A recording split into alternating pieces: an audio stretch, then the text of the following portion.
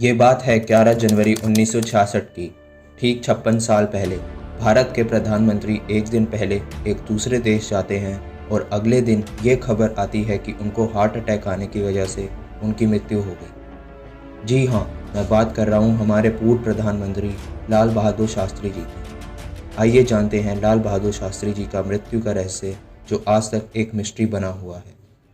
Lal Bahadur Shastri lay in state, his grief-stricken widow foremost among the millions who mourned. उनकी मृत्यु का सच आज तक देश के सामने नहीं आ पाया है। शास्त्री जी मरे या मार दिए गए? Was it a heart attack or was it a state-sponsored murder? तलवार की नोक पर या एटम बॉम्ब के डर से कोई हमारे देश को झुकाना चाहे, दबाना चाहे, ये देश हमारा दबने वाला नहीं।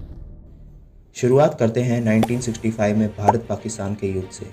1 अगस्त 1965 को आतंकवादियों और पाकिस्तानी सैनिकों की भारत के अंदर बड़ी घुसपैठ हुई और शुरुआत में लगभग 26,000 से 33,000 पाकिस्तानी सैनिक लाइन ऑफ कंट्रोल को क्रॉस करते हैं।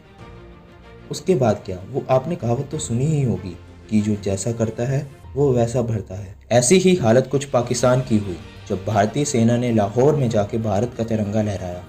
इसके बाद ये युद्ध कुछ दिनों तक चलता रहा। फिर 23 सितंबर 1965 को यूनाइटेड नेशंस के द्वारा ये युद्ध रुकवाया गया।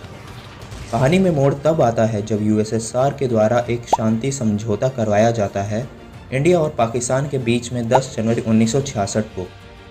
ये एग्रीमेंट ताशकंद में करवाया जा रहा था, जो कि अब उज़्बेकिस्तान है, और इस एग्रीमेंट के लिए भारत के प्रधानमंत्री लाल बहादुर शास्त्री जी को और पाकिस्तान के प्रधानमंत्री आयूब खान को ताशकंद में बुलाया गया। और उस एग्रीमेंट में यह डिसाइड हुआ कि दोनों कंट्रीज़ अपनी वही पोजीशन वापस से होल्ड करेंगी जो कि 5 अगस्त 1965 पे थी। और ये एग्रीमेंट साइन करते ही अगले दिन शास्त्री जी की डेथ हो गई और इसका रीज़न बताया गया हार्ट अटैक। आखिर उस रात को अचानक ऐसा क्या हुआ जो इतना बड़ा हादसा हो गया? पैक्ट साइन करने के बाद रात के 10 बजे शास्त्री जी अपने स्टेट हाउस में सोने के लिए जाते हैं। उनके साथ साथ शास्त्री जी के साथ सिक्योरिटी ऑफिसर, पर्सनल असिस्टेंट, उनके कुक और उनके पर्सनल फिजिशियन डॉक्टर RN चक भी थे। रात के 12 बजे शास्त्री जी की ये आखिरी वीडियो ली गई। उसके बाद रात के करीब 1:20 बजे शास्त्री जी की तबीयत खराब सी होती है। वो अपने कमरे से उठते हैं और अपने डॉक्टर को बुलाने लगते हैं। शास्त्री जी की आवाज़ सुनकर बाकी के लोग आए और शास्त्री जी को पकड़ लिया और फिर उनके बिस्तर पर लेटा दिया। इस समय तक शास्त्री जी की हालत बहुत ख़राब हो गई थी। जब उनके डॉक्टर को पता लगा तो वो भागकर शास्त्री जी के पास आए, पर वो जब तक कुछ करते तब तक शास्त्री जी ने अपना दम तोड़ लिया और रात के 1:30 बजे शास्त्री जी की डेथ हो जाती है। अगली सुबह पूरी दुनिया हैरान हो जाती है कि ये क्या एकदम से हो गया।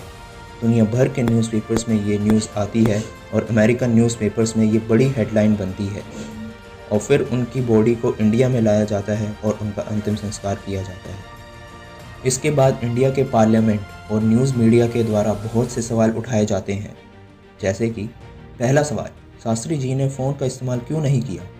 जब शास्त्री जी को थोड़ा सा डिस्कम्फर्ट फील हुआ तो वो अपना रूम छोड़कर अपने साथियों के पास पहुँचे, पर हैरानी की बात यह है कि उनके रूम में उनके पास 3 फ़ोन्स थे, जिसमें से एक फ़ोन को उठाकर सीधा सिक्योरिटी को बजर बजता, लेकिन शास्त्री जी ने ये फ़ोन कभी यूज़ ही नहीं किया। ऐसा क्यों? दूसरा सवाल, पोस्टमार्टम को क्यों ठुकरा दिया गया? पोस्टमार्टम करने से डेथ का रीज़न साफ साफ क्लियर हो सकता था। रशियन इंटेलिजेंस ने खुद ऑफ़र किया कि हम शास्त्री जी की बॉडी का पोस्टमार्टम करेंगे, लेकिन उनके ही भारत के साथियों ने ये ऑफ़र रिजेक्ट कर दिया। ऐसा क्यों? तीसरा सवाल, उनकी बॉडी पे काले नीले निशान क्यों थे? ऐसा लग रहा था कि उनकी बॉडी के अंदर से किसी ने इंक के निशान डाल दिए हों। उनकी बॉडी के पास किसी फैमिली मेम्बर को भी आने नहीं दिया। जब उनकी पत्नी ने निशानों के लिए सवाल पूछा तो तब उनके पूरे फेस पर चंदन लगाया गया। और सबसे हैरानी वाली बात कि जो शास्त्री जी अपने सर पर टोपी पहनते थे वो पूरे खून से लथपथ थी। चौथा सवाल, उनके साथियों और कुक का क्या हुआ? जिस कुक ने शास्त्री जी का आखिरी खाना बनाया उनसे कोई सवाल जवाब नहीं पूछे जाते। जो इंडियन आई विटनेस ताशकंद में मौजूद थे उनसे भी कोई सवाल नहीं पूछा गया। उनमें से एक डॉक्टर चक भी थे जिनकी डेथ एक कार एक्सीडेंट में हुई और उनकी पूरी फैमिली भी कार एक्सीडेंट में मारी गई। इसके साथ साथ बड़ा सवाल ये भी उठता है कि उस समय भारत सरकार ने कोई बड़ा कदम क्यों नहीं उठाया इन्वेस्टिगेशन करने के लिए। जितनी बार भी गवर्नमेंट से ऑफिशियल रिपोर्ट्स मांगी गई तब गवर्नमेंट ने इंटरनेशनल रिलेशंस मेंटेन करने का बहाना दिया। आखिर ऐसा क्या राज है उन रिपोर्ट्स में? मैं एक बात और बता दूं कि ताशकंद एग्रीमेंट में एक इम्पोर्टेंट स्टेप मिसिंग था, और वो है कि पाकिस्तान की कश्मीर में इन्वॉल्वमेंट। ताशकंद अकॉर्ड में पाकिस्तान अपनी साइड से कश्मीर में एग्रेशन कम करने के लिए क्या एश्योरेंस देगा, ये इम्पोर्टेंट चीज़ मिसिंग थी। कुछ लोग आज भी मानते हैं कि शास्त्री जी ने अंडर प्रेशर आके ये अकॉर्ड साइन किए थे और इंडिया आकर ये बात रिवील करने वाले थे। लेकिन सच क्या है? क्या ये किसी की साजिश थी, या किसी का पूरा सोचा समझा हुआ प्लान था, या फिर सही में शास्त्री जी की डेथ हार्ट अटैक से हुई? ये सच आज तक किसी फाइल में छुपा हुआ है। सरकारें आई गई, पर अभी तक किसी सरकार ने इन फाइल्स को डीक्लासिफाई नहीं किया। हम भारतीय शास्त्री जी को उनकी मिस्टीरियस डेथ के लिए ज़्यादा जानते हैं, पर क्या आपको पता है शास्त्री जी ने अपने छोटे से कार्यकाल में भारत के अंदर बहुत से बदलाव किए। उनकी हाइट भले ही छोटी थी, पर उनकी सोच बहुत दूर की और लंबी थी। वाइट रेवोल्यूशन कैंपेन को बढ़ावा देना, जिससे कि भारत में दूध की सप्लाई बढ़ सके। ग्रीन रेवोल्यूशन शास्त्री जी के द्वारा लॉन्च किया गया, जिससे कि भारत में फूड की प्रोडक्शन बढ़े। जय जवान जय किसान ये स्लोगन शास्त्री जी ने दिया। वो जानते थे कि जवान और किसान भारत के दो मुख्य पिलर्स हैं। और 1965 की वॉर, कौन नहीं जानता इस वॉर के बारे में, जब भारतीय सेना पाकिस्तान के लाहौर तक पहुंच गई थी।